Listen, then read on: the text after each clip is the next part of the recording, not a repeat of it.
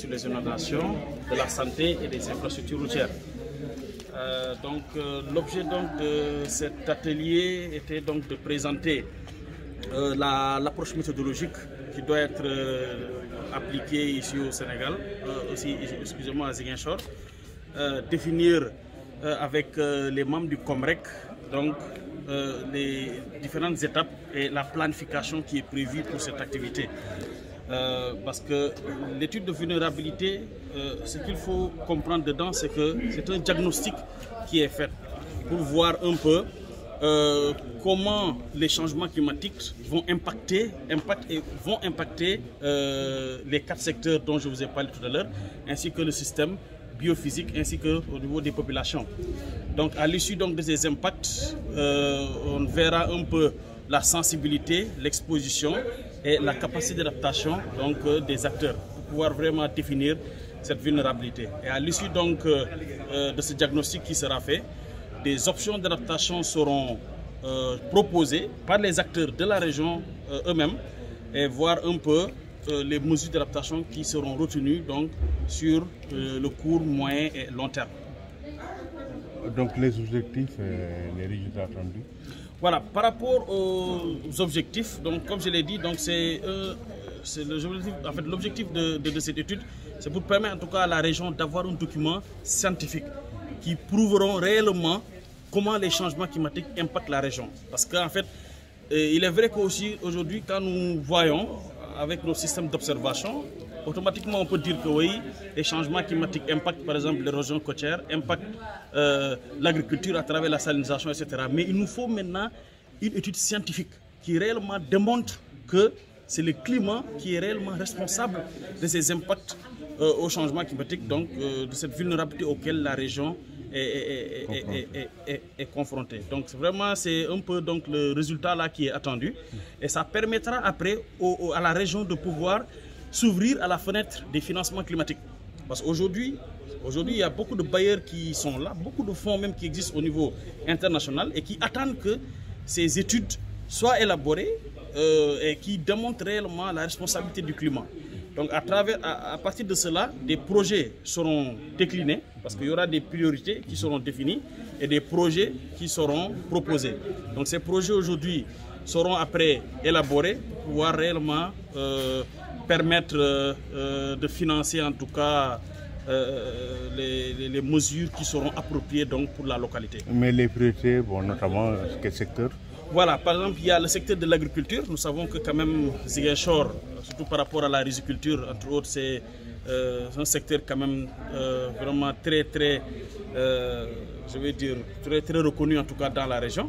On aura le secteur des infrastructures routières. Bon, c'est nouveau quand même, il faut le dire, parce que on n'a jamais élaboré une étude sur les changements climatiques pour le secteur des infrastructures routières. Donc là aussi, ça va nous permettre réellement de voir comment la température, les précipitations impactent ces infrastructures. Donc peut-être revoir aussi le dimensionnement de ces ouvrages qui sont mis en place par les bureaux agréés. Nous aurons aussi les inondations.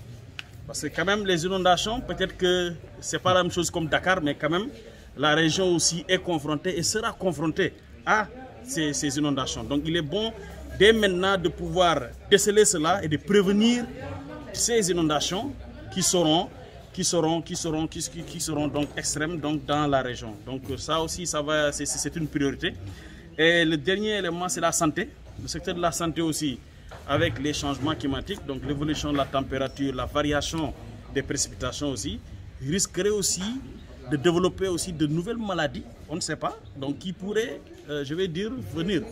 Et tout ça aussi, cette étude permettra en tout cas de prévenir ces nouvelles maladies et au moins commencer dès maintenant à mettre en place des mesures qui permettront en tout cas d'éviter la catastrophe à l'avenir. Alors au niveau de Ziguinchor, quel est le secteur le plus impacté par ce phénomène?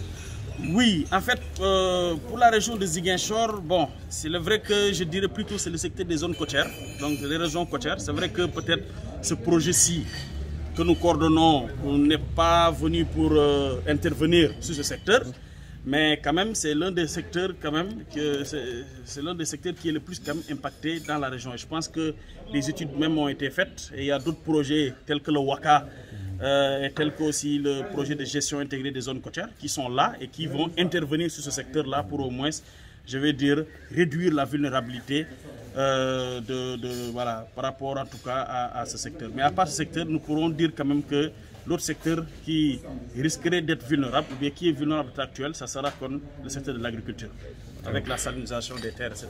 Donc, comment trouvez-vous la région de Ziguinchor?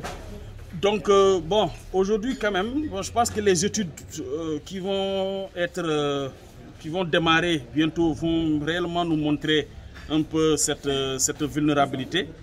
Et nous pensons que quand même, si tous les acteurs ici présents vraiment se réunissent et travaillent ensemble, je pense que nous aurons quand même vraiment les faits escomptés. Parce qu'en fait, les changements climatiques, il faut le savoir, pour les régler, c'est des actions communes. Ce n'est pas des actions isolées. Chacun ne doit pas être dans son secteur, dans son domaine pour dire qu'il propose des options. Parce que toute option que vous faites dans, par exemple, les infrastructures routières peut avoir des conséquences sur les inondations.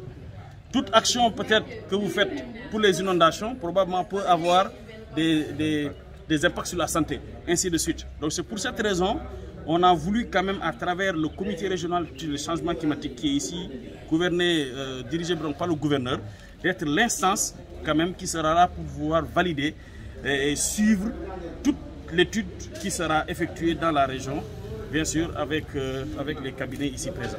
Vous pensez que les participants vont faire des recommandations fortes aujourd'hui au sortir de cet atelier? Oui, je pense que même c'est ça l'objet de cette rencontre. Parce qu'à l'issue de la rencontre, donc, parce que nous avons d'abord présenté le projet ainsi que les différentes réalisations à l'état actuel. Nous avons également présenté l'approche méthodologique, donc avec l'ensemble des acteurs. Après, il y a une feuille de route qui sera déclinée. Donc dans cette feuille de route aussi, des recommandations seront déclinées pour savoir vraiment quelles seront en tout cas, je vais dire, les suggestions, observations phares qui seront proposées ici pour permettre réellement de dérouler l'activité comme cela se doit. Merci.